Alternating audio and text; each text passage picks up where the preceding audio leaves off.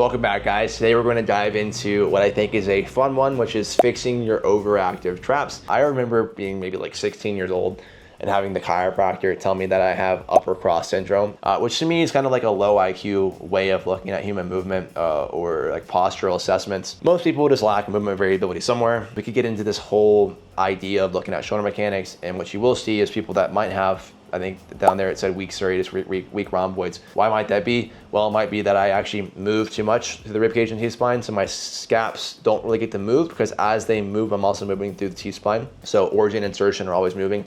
I'm not really getting relative protraction and retraction, disassociating from the origin and insertion of those muscles. Or it could be quite the opposite, where my ribcage is actually too stiff, so I'm actually stuck in positions where muscles that kind of span the ribcage can't move as well. But just to paint a picture here, there's a bit more depth than like the, oh man, you're fucked, you have upper cross syndrome, like come to the chiropractor and get adjusted 16 times per week. I think one of the primary things you can look at that's not getting as deep there is just like looking at basic pressing and pulling patterns at the shoulder.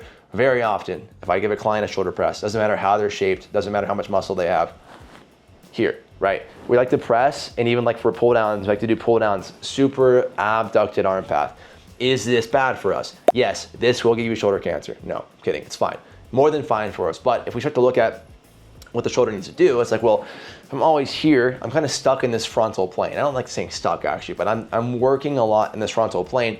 For me to actually get things like protraction, retraction, to use important muscle like the serratus, I probably need to get more access to the sagittal plane, right? So what are some things that I can do? I can just get into positions where I can access sagittal plane more. I can do things like a landmine press instead of an abducted shoulder press. Doing things to get out of the frontal plane, more in the sagittal plane. If we look at muscles that are going to contribute to upward rotation, my trap is going to have a relative pull from here to here. As I get in this more abducted arm path, I'm going to get more probably leverage from my traps there in upward rotation than I am from my serratus, which will also help and assist pulling the scap around the rib cage as it goes to upward rotation. So if I get more in the sagittal plane, I'm going to bias or at least allow other muscles to start to contribute to the movement more, so that my traps aren't taking over. Really, we're looking at is painting a better picture of shoulder function. So as a heuristic, it's like if I'm here a lot and I get here, I'm probably gonna feel less of this going on. Now, we could also look at basic things like ribcage position, which I think gets into as well pressing and pulling as I'm going overhead, whether I'm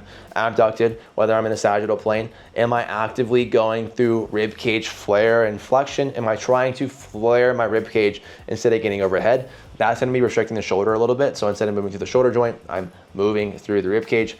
The other big thing is gonna be, again, when I get on an exercise like a chest supported row, can I get relative protraction as I reach without getting into thoracic flexion? So again, as I reach, I should be getting protraction. Protraction by definition is probably gonna mean some sort of movement at the scaps without my T-spine dumping into flexion. So if my T-spine is going into flexion, my T-spine is moving towards my scaps, which are trying to protract. If my T-spine is staying neutral and my scaps are moving around the rib cage, I'm getting true protraction. I'm actually getting length to my tight, my overactive traps, whatever it is. I'm actually getting into a position where I can train them through some relative length and some relative shortening. So too, as I go through retraction and shoulder extension, can I do so without getting too much thoracic extension? And the next thing I look at too is like shoulder extension mechanics. If I can do an exercise like a dip, can I do an exercise like a dip without getting shruggy like this? Can I maintain some sort of relative depression as I get into shoulder extension? That can be dumbed down to a decline press, to a flat dumbbell press. If I'm really bad at it, I could do like a hook lying dumbbell press to kind of help manage center of mass, position of the rib cage. But can I get into shoulder extension without getting a lot of elevation? Can I maintain relative depression? That will say a lot about my ability to use things like my low trap and even my lats to create relative depression of the shoulder joint, which will help ease up some of the tension I might be feeling on my traps if they are tight, overactive, insert whatever anecdote we have there. So that's my spiel on tight traps. Probably missed some things, probably have some things that you guys like. You can drop below if you have other anecdotes of exercises that you like or places to look to accommodate for overactive traps. But if we have overactive traps, what does it really mean? Probably lack of movement variability somewhere, right? Probably compensating somewhere, whatever it is.